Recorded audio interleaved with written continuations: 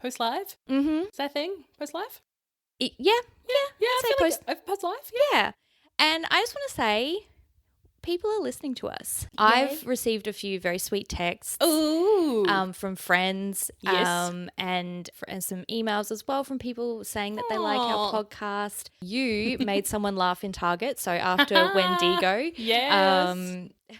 after Wendigo, a friend of mine was in Target and someone was talking about firelighters, and she said that it made her think of you and fire guns, and it made her laugh. You made someone laugh. I made someone laugh with my... But like outside of listening to it, like afterwards she thought of you and laughed. That's so cool. I'm an afterthought. That sounds like that has like a backhanded compliment, but clearly not. Clearly not, because I made someone laugh in Target. I mean... Yeah, I think that's so cool. One of your friends listened on their commute. Yes, they did. I was waking up to that because I've woken up and seen her on obviously I've seen her story and I'm like, oh, I'm tagged in something. What is this? And I'm like, I'm not going to lie, teared up a little bit. I'm like, people like me. They really like me. So I guess a little context. Part of the reason we started this podcast, part of the reason that I came up with the idea was after 2020, which was the worst year for, I think, every human person on the planet. A decade of a year. It was a decade of a year.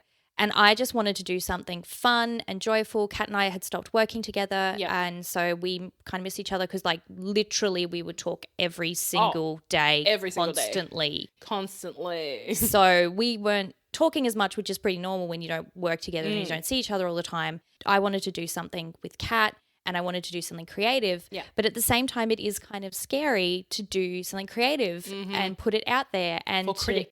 Yeah, and to have people come and say that they like us, that we made them laugh is such a huge compliment. And I just want to say, I think I speak for both of us. Oh, yeah, definitely. We love you. Yeah, we love you because you, we're not doing this for fame. We're not doing this for clout. This is just us having fun, catching up, talking about fire guns. Yeah. Just being us, basically, but just recording it. Yeah, it feels very nice to get positive. It's like that Grinch moment where he gets, his ice heart warms up. Grows 2 sizes, so we love you, and if we knew who each and every one of you were specifically, we know who most of you are, I think, because it's still mostly just our friends and family listening. Yeah. But in case you are that person that doesn't know us in real life, if we could find you, not in a weird way, we would hug you. I just want to say thank you because it's been really... I was messaging. It's early days and people are listening, and I messaged Kat and I was like, that there's this like simultaneous fear where you're like, I really want people to listen to this thing because I think it's good. And so it's kind of like we want people to listen, but at the same time when people are listening, you're like, oh no, people are listening. Yeah. So people are going to clock us. Don't clock us, but you haven't clocked us, which is lovely. You haven't. You've been very sweet. One other thing I also wanted to say, I got an email from someone. They were talking about the fact that we say in the podcast that it's spoiler free. And so I just kind of wanted to explain what that means in case someone's not sure. Basically, when we're saying spoiler free, because obviously we're spoiling the episode we're talking about. Of course. But we're just not going to spoil stuff that happens in the future. So if you have never watched the show before, or maybe and this is your first time watching it and you wanted a companion piece to watch along, or if maybe you haven't watched it in a while and you kind of don't really remember what happens, we're not going to spoil stuff for you. So I actually also have it's not a correction, it's more of a clarification that I just want to give from Wendigo, because I talked about the Anasazi and that I thought that it was a Easter egg. Anasazi, obviously when I was talking about it, I was saying Anasazi because that's what they say in the X-Files and that's why I think it was an Easter egg. But I just want to say that that's not the name of that people. So Anasazi is actually a Navajo word. Okay. And they're not descendants of the Anasazi. And it's a word that means like ancestral enemy, essentially. Ooh. So it's not a positive word. No. And so contemporary people say Puebloans or contemporary Puebloans, and they say ancestral Puebloans, which is what I was referring to when I said Anasazi. So obviously I was saying Anasazi for that reason. I just wanted to clarify that because obviously it's not my culture, and I just kind of want to be as respectful and accurate as I can be if I'm talking about cultures that aren't my own. So I just wanted to add that because I had it in my notes and I didn't say it, which isn't uncommon when you're drinking beer and recording a podcast. Yeah. So I just it's not a corrections corner, I guess. It's more just a clarification corner about users saying Anasazi. Yeah. And can we have them with K's? Sure. Yeah. So, just saying. Shall we crack into the episode? We should. Yes. So we open, this is a really specific reference that maybe no one's going to get, but we open and the opening scene, which is like this beautiful quote unquote tropical scene, which is revealed to be part of the airport. And then this guy kind of pops into view and it becomes very clear that he's in an airport. You get airport sounds. But what it reminds me of is the opening scene of Jurassic Park 2. So for anyone who, there's going to be someone out there who's like, oh yes, it's probably going to be my sister because we watched that movie 7,000 times.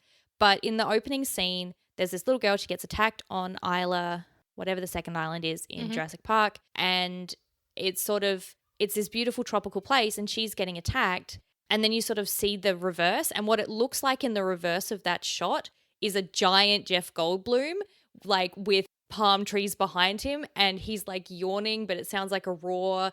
And then he pulls out and you realize that he's standing at a train station and that the scene had changed. And as a kid, it made me laugh so hard because it looks like she's being attacked by a giant Jeff Goldblum and it's probably on purpose. But anyway, this opening scene reminds me a little bit of that, where you sort of get the like joke of, oh, it's a beautiful tropical scene, and then pops into view and you hear the airline, like the planes going over, and you realize that he's just a guy in an airport. Yep, and it's just like but also it may be a tropical picture, but there's like no like enjoy Hawaii. There's like there's nothing. It's just like a picture. I think that's because it's meant to be a fake out. Like you're meant to think that they're in this tropical location and they're not. They're not. Surprise. So this guy, he is getting ready to go on a plane and he is a nervous flyer. Classic nervous flyer. He's really scared. Are you a nervous flyer? Hell no. Oh, love a good fly.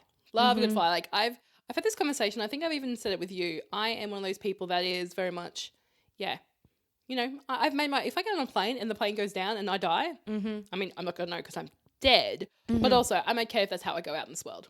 Yeah, you've made your peace with that. I've made my peace with that. What about yourself? Yeah. I'm not, I have zero fear of flying. I don't know why, because there's lots of stuff that I am afraid of. Like I'm afraid of heights. There's lots of stuff that I'm afraid of. So anytime I'm not afraid of something, I'm like, well, I'm just not going to talk. Like, I'm just not examining why I'm not afraid of it because, hooray, there's an area of my life that I don't get scared. Yeah, don't pull that thread. Don't pull that thread. Yeah, I'm just like, don't pull the thread because I'm not afraid of this thing. So hooray. Yeah. But this guy, he is afraid of flying, and then he's standing in the bathroom, and some not particularly great CGI black smoke, also known as a CGI swarm in my eyes. Yes, looks like a swarm of tiny dots? bees. Or dots. Yeah, the CGI is not great. And we're going to see some other CGI this episode with the plane that also... It looks... Oh, gosh. I'm like, okay, we'll talk about it. We will talk about it. We'll get there. Don't I worry, have some thoughts. We'll get there. But yeah, so the smoke sort of goes into him and we don't really know what's going on or what's happening. He's getting on the plane.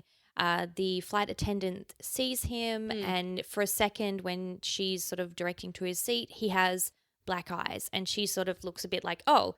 But then sort of clearly just goes, oh, I must have imagined that. That's whatever. Like also, that French roll, the French roll in her hair. Mm-hmm. Oh, I was like, I literally wrote that French roll in that flight attendant. Oh, yeah. On point. It was like, oh.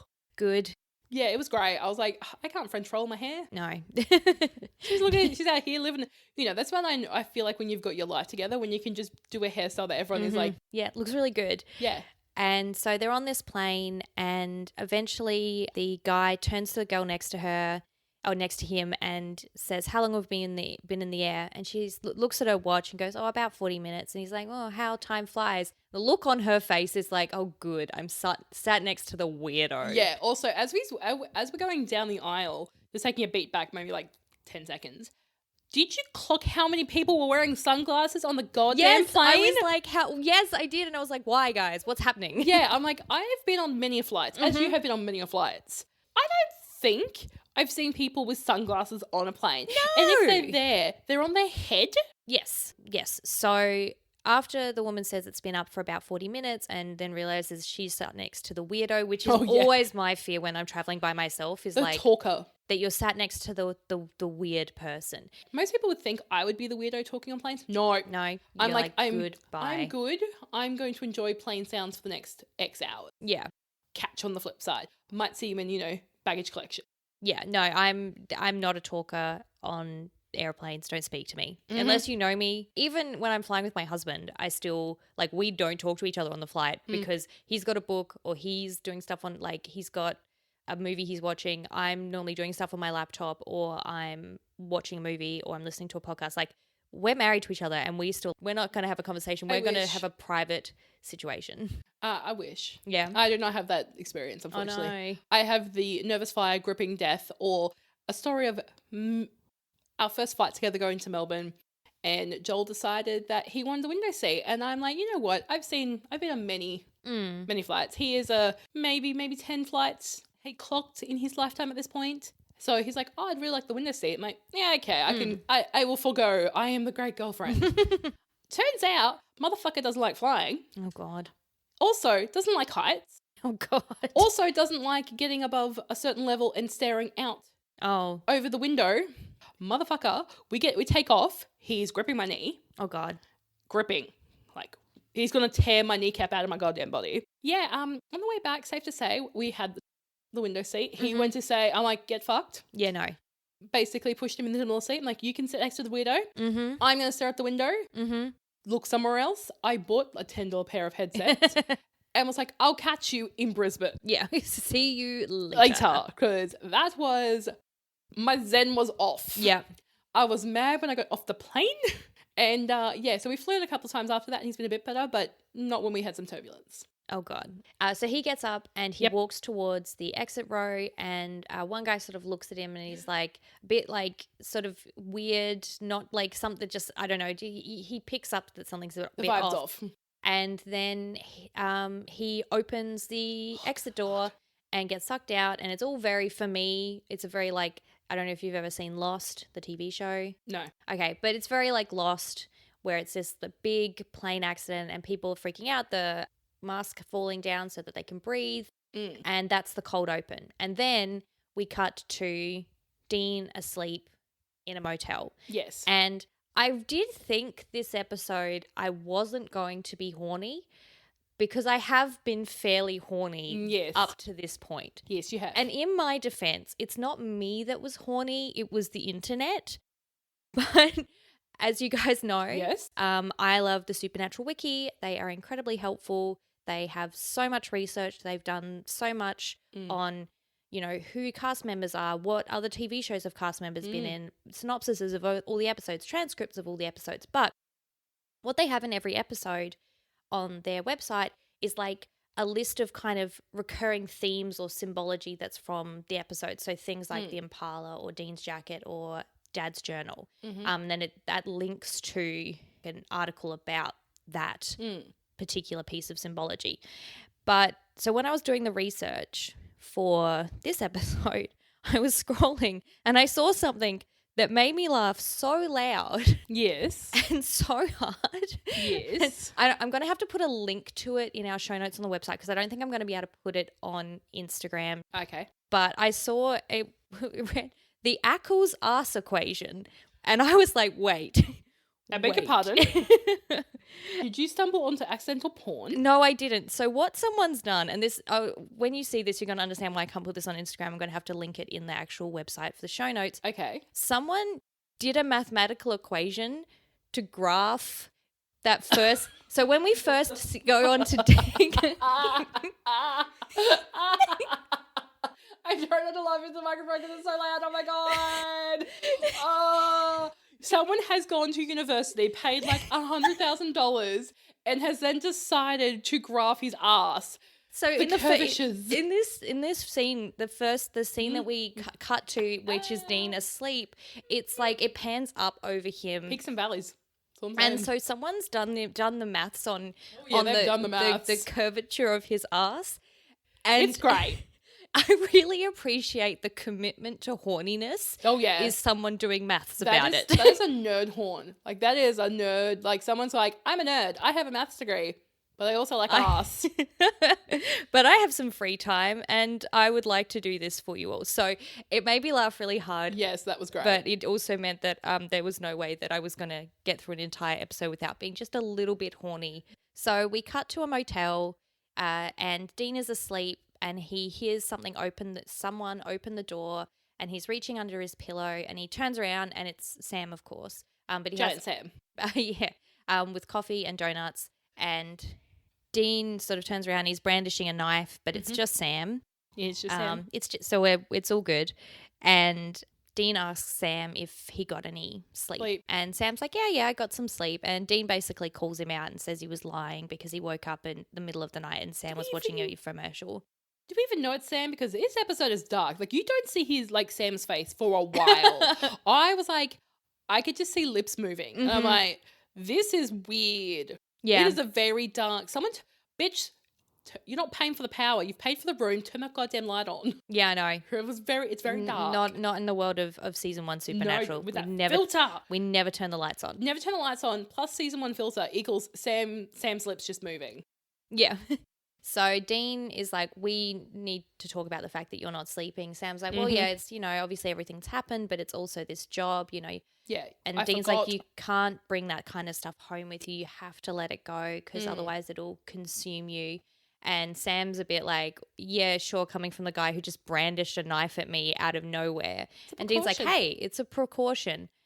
But their conversation is interrupted by Dean getting a phone call. On a flip phone, these flip phones. On his phones. tiny flip phone. I should tell you who wrote and directed the episode. Please do. This episode was written by Richard Hattem, who I don't know personally, but I know of him from another podcast called Astonishing Legends. They do a lot of paranormal stuff, and Richard Hattem's been the guest on there for a few times. So he wrote this episode, and this episode was directed by Bob Singer, who is one of the executive producers of the show. And he's a really big fan of like proper classic 70s cinema, and you do sort of see that in how he films like this first scene with Jerry and Sam and Dean when they're in the airplane hangar. It's all like one shot of like, I don't know film terms, guys. Like a triangle of them walking to, like they're in a formation of like a triangle. Like you've got him in the front, the two taller men at the back, and they're walking. And I know it's all one shot and it's all one angle. So they're walking towards the camera, but the camera's moving backwards. I think that's called a dolly when it's like moving. Yeah, it's on tracks. Yeah, it's on tracks. And so I think it's a really effective shot. And I actually watched this episode with the commentary on, and this episode, the commentary was Jared and Jensen. And it wasn't overly helpful. Of course. Because it was just 40 minutes of them having a kiki. I mean, basically what we're doing. Which is fine. So it didn't give me a lot of stuff for context, the podcast, for the podcast in terms of like behind the scenes stuff. But I will say it was very wholesome and adorable. Aww, because this is them. Babies. Yeah, they're season 1 and you can already tell that they're literally best friends. Like the whole episode of them doing the commentary is them just having a kiki and making fun of each other and like teasing each other but then also talking about the show, and they clearly love the show and it's very cute. So if you do happen to own the DVD and you've never watched it with the commentary, this one really warmed horrible things were happening on the screen, but it warmed my heart because they're so cute together. Aww. So it was very sweet. But what they did say was that this doing it like as a one-er is great for them as actors, because then they don't have to do a bunch of stuff where it's filming on this person's head and then filming on this person's head and then filming from this angle. Like they could just do like one or two takes, like 3 or 4 takes, and then be done. But they're talking to Jerry. Jerry's talking about the crash and how he's a bit sus. And I like that this kind of opens the world that there are people out there that Sam and Dean have helped who now know that the world is full of the supernatural and so are a little suspicious when stuff happens.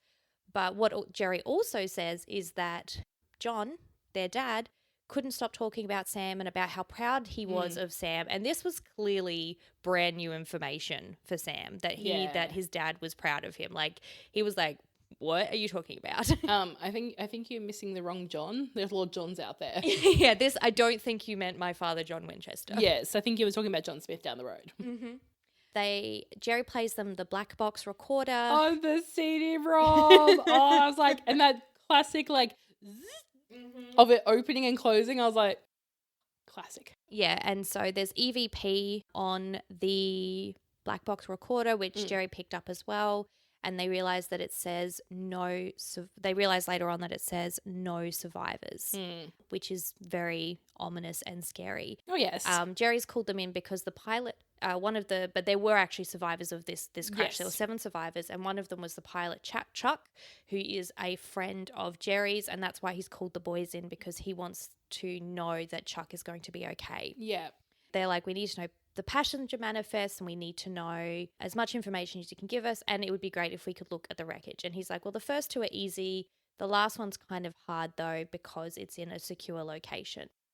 And so they obviously now they're taking on another lot of aliases, and Dean's gone a bit rogue with this one. He's going with Homeland Security. Sam says this is illegal even for us. And I guess in context for the younger viewers, it's 2005. This is only 4 years after 9/11, which Homeland Security was created as a response to 9/11. And so it is pretty wild and illegal for them to be impersonating Homeland Security. Like that is definitely, Sam's not wrong. It's properly illegal. And this is when Sam reveals that the recording says that there are no survivors because he was working on the editing while Dean was creating fake library cards. Creating fake library cards. Obviously, we work out that Sam's got a list and we need to go talk to some people of the survivors. And the first one is going to be Max. Yep. So Max is the person who saw the guy who was had the black smoke go into him. He actually saw what happened.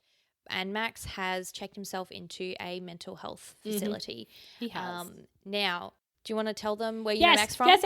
Let me turn back a page. So, shout out to my iZombie peeps. His name in iZombie, go with me on this, is called Vampire Steve. Okay. It's great. He's a great character in iZombie. He's IT. Okay. And he plays Dungeons and Dragons. It's very cute. It's very adorable. So I know him from there, but also when I was Googling his IMBD, I said that right? Yep. He was also Holden in Jessica Jones in one episode. Oh, okay. I mean, if you haven't seen Jessica Jones, guys, go immediately and watch it. It's on Netflix. Yes. Particularly the first season. I mean, it's very intense. I guess if you have trauma in your past, maybe read a synopsis before you watch it. Yep. But it's one of the most phenomenal series of television I've ever seen in my entire, end to end. It was so messed up, but incredible. And several of the writers from Supernatural, including Rael Tucker, who I think we talked about in maybe Dead in the Water. Yep. She actually went and wrote on Jessica Jones. So she actually wrote the first season. So there's actually quite a few writers on Supernatural who then went to do Jessica Jones. So that makes sense. Looping it all together. We go out for a swim, but we swim back to shore. We get back to shore eventually. It's there's a journey, there's a direct path or a journey. We take the journey road. We take the long way around, but hopefully that's what you guys like as well. Max has checked himself into a facility. These kids, 17, they're wearing jeans and sneakers. Who is like, yep, that's what Homeland Security looks like. And they're ripped jeans. They're ripped jeans. They're fashionable jeans. Of the time, not currently. Max basically is like, look, I went through something traumatic. That's why I've checked myself in here to take care of my mental health, which I well support. Yeah. We're 10 out of 10. But he's like, because I think I saw something that I couldn't have possibly seen. Yeah.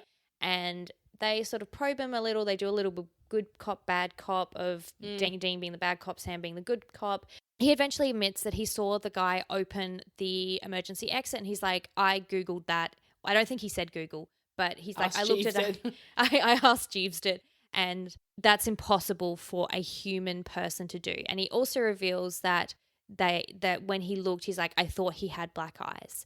And Sam and Dean sort of exchange a glance of like, oh, okay. Oh dear. They now know that they're going to have to go and look at the wreckage. And so they're actually going to have to do some proper disguise work, which is to put a suit on.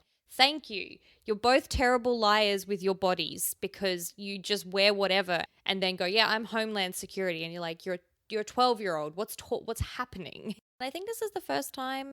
Yeah, it's the first time they put a suit on to go. They look like Men in Black. Yeah, they really look like Men in Black, which I mean, they're selling a story, right? Yeah, they're trying to actually convince people that they're from Homeland Security so that they can break into the facility and look at the wreckage. And again, I think I mentioned this in Wendigo. Watching this with the DVD means you get the original music and not the music that Netflix or whoever has decided is okay for streaming for copyright purposes. And again, the music's better with the DVD. Yeah. It's like generic rock music when you watch it on a streaming service. Oh, really? And it is Black Sabbath Ozzy Osbourne when they come out. It's so much better. But they go and they don't break in, but they pretend to be Homeland Security. And they believe them. And I was like, oh, sure. Yeah, this is very believable. And they go in, and I will just, this set where it's like the big, because they do a big crane shot initially of the, like, hangar? Of the hangar with the sort of airline, or the outline of the plane, and it's sort of filled in with all the sections. It's a really great set. Like, it's very, like, it's a very big set. And very detailed. So I was actually very impressed with that set. And they're sort of looking around, and they see something on the door handle, and Sam goes to scrape it off to keep it, to get Jerry to have a look at it later. And apparently, this is one of the few useful things that Jared and Jensen told me, not me, us, the world, in the commentary, was that normally actors get like a fake knife when they're doing stuff. It's rare for them to get something that's actually sharp for safety purposes. And so and then like the close-ups will be with like the props people so that it's safe. But this time they had to give him like a real knife to scrape the stuff off, and he immediately cut his hand. And they were like, well, this is why we can't have nice things. This is why we cannot have nice things. This is how we get ants. Yeah, this is how we get ants. Sorry to anyone who does not get the Archer reference. No. Go watch Archer. Yeah. And Dean is also walking around this wreckage with an EMF reader that he made out of a Walkman. And Sam gives him some shit about that, but that's pretty clever. Yeah, I mean, like, look at him being all MacGyver. Yeah, like, I think it's kind of clever. He's thinking how to make this stuff that they can't. Like little earbuds. But then the real Homeland Security turn up. Sam and Dean apparently have amazing hearing because they hear them coming. Or just like Sixth Sense. They just know to get out of there. And so they go back to the motel to do some research. Mm-hmm. I didn't notice this last time, but Sam's laptop, the back is like covered in stickers, and they're the most boy stickers that I've ever seen. It's like blue kind of tribal designs. It's so funny. Like, they're so boy stickers. Maybe I'll be able to find a screenshot that I can put on Instagram. But yeah, it made me laugh. And Sam thinks that it's a demon. Yeah. And he says that demons are in almost every culture. Yep. And Dean says demons don't want anything. They just want chaos and destruction. In the meantime, though, Chuck, the pilot, that's Jerry's friend, he is trying to get back into flying. He is. You know, he's been part of an accident, and so he's like, no, I've got to get back up in the air, but he's pretty nervous about it. Yep. And so we see the black smoke again, and this time it comes... The CGI swarm comes, and this time infects Chuck. And now we know that it's a demon. We know that that's what's coming for them. And he's up in the air. And once again, the demon asks what time it is, how long have they been in the air? And they say, about 40 minutes. And he just nosedives their plane into the ground. Yeah. And kills him. And so we get a lot of really quick cutscenes where it's like Jerry calls and says Chuck's dead. They go, they look at the wreckage. We don't really see that happen. They come back and it's sulfur again. And this is where they realize that he wasn't just the demon's not just after Chuck, it's after the survivors. Final Destination style. Yeah, yes, very Final Destination, actually. I was like, when they're like, oh, it's going after the survivors, I'm like, oh, God. Oh, I'm traumatized. Those movies have actually traumatized me. Anytime I'm driving behind a truck that's got anything on behind that's like dangling, I'm like, I'm going to get around you because I've been traumatized, and I'm sure I'm not the only person. Oh, absolutely. Like, I've only seen one of those films because you're on the highway or whatever, and there's a truck in front of you, and it's got like rods or logs. I have seen logs. Or logs or whatever. You're like, this is how I'm getting Final Destination right now. Yeah. Also, Dean is on the phone and he's talking to Jerry, and they're saying, oh, he died in a town called Nazareth. Yeah.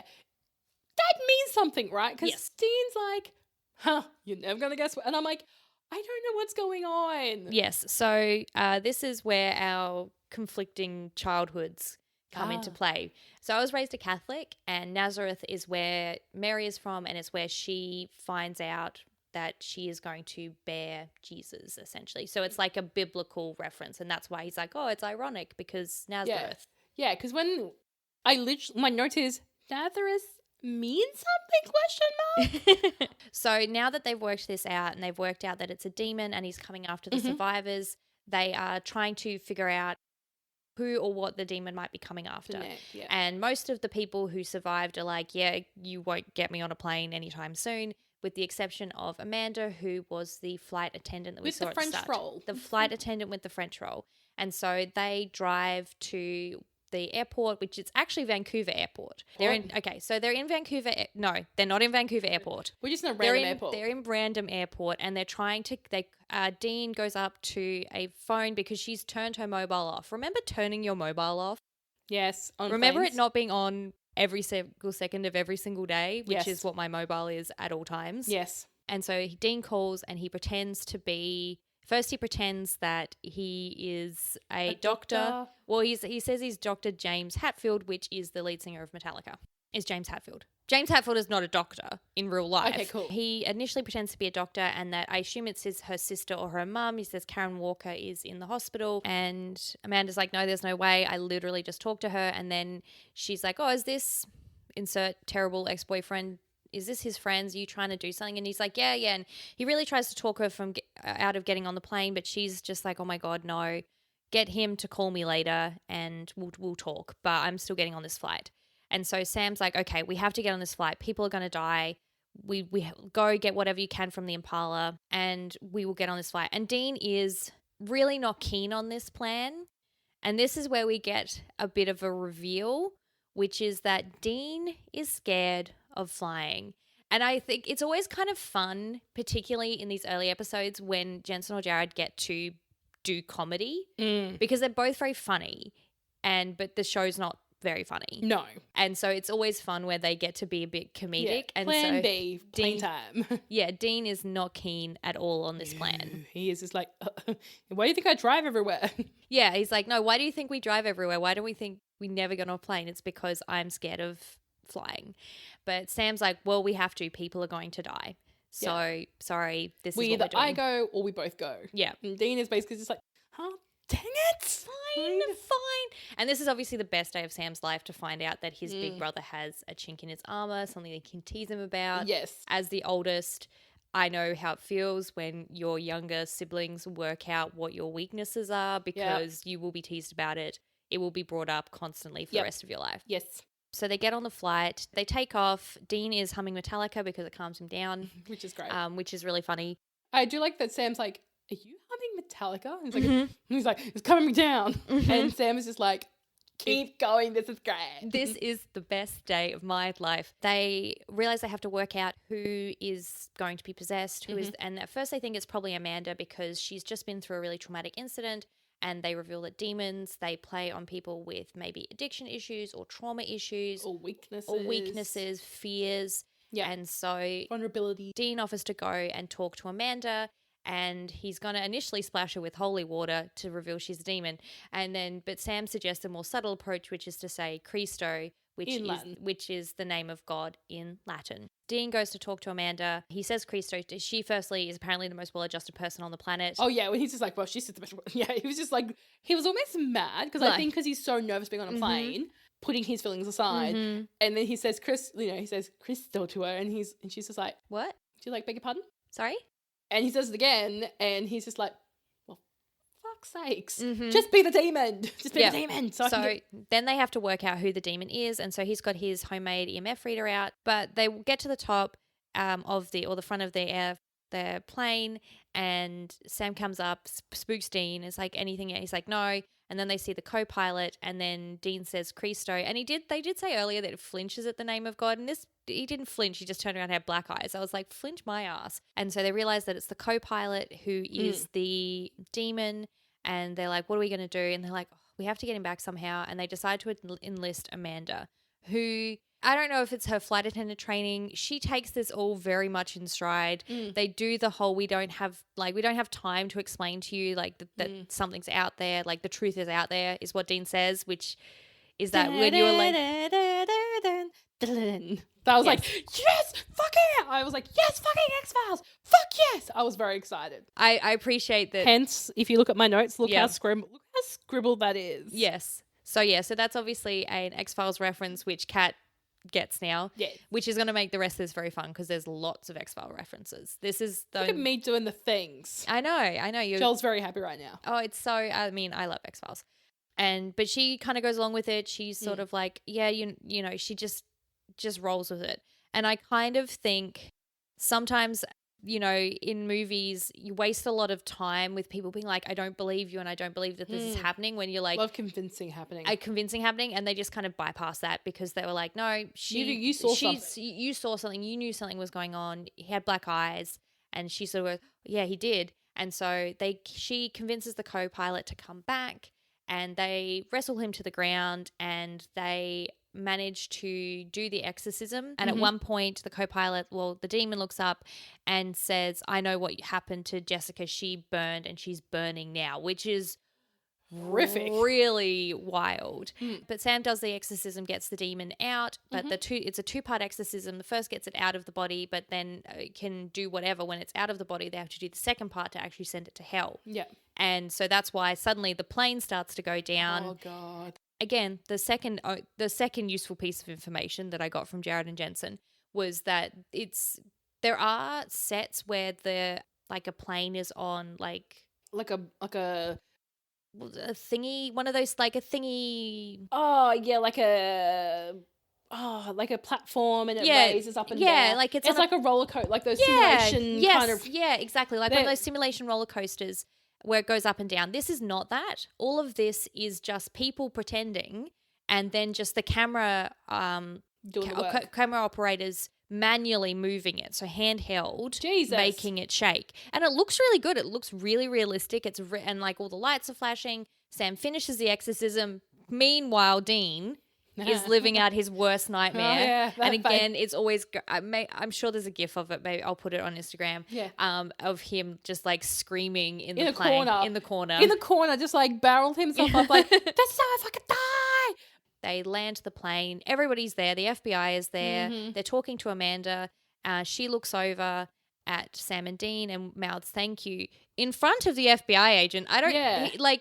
He doesn't look, they don't do any business of like he looks away to talk to someone. He's just standing there and like talking, and then she just turns and goes, I can't do it because, sorry, I was just going to do that, but this is not a visual medium. You can't see it, and also you won't hear it, or you'll just hear it, but she turns away and mouths thank you, and I'm like, this is very suspicious. And he's just seems to continue on like nothing happened. Also, same with like the co-pilot where he's obviously wrapped up and he's got burns all over him. He's like, no one's checking, like, especially when he's like, I don't remember getting on the plane. Yeah. And then just pans away. I'm like, wait a minute, pan back. What the fuck? Yeah. Your pilot license is fucking revoked. It's going through a shredder. Yeah. Because airlines don't generally like their pilots to, not know how they got onto a plane. Yeah. Just and in also general, particularly 4 years after 9/11. Yeah. People aren't keen on that sort of thing. So they've saved the day, and they go back to let Jerry know, and they're like, oh, well, how did you even get our number? And he's like, oh, your dad gave it to me. And it's like brakes screeching of them being like, sorry, what? Yeah, what? How did you talk to our dad? And he's like, oh, well, I didn't actually talk to him, but his voicemail said if there's an emergency to get into contact with you, which is what I've done because I couldn't speak to him. And then he sort of wishes them well. And of course, this is brand new information to Sam and Dean. They've called his voicemail so many times, and it's always been the same. And then his phone was turned off. And so then they listen, and it's a brand new voicemail message, and gives them hope. It gives them hope, but it also, something about it, I think, because Sam sort of gets in the car and slams the door. And I think for him as well, it's like, what is Dad doing if not getting in touch with us? Like when he was completely out of touch with us, at least there was like, you could let their imagination run wild, essentially. But now we know that he's not talking to them for some reason. For some reason.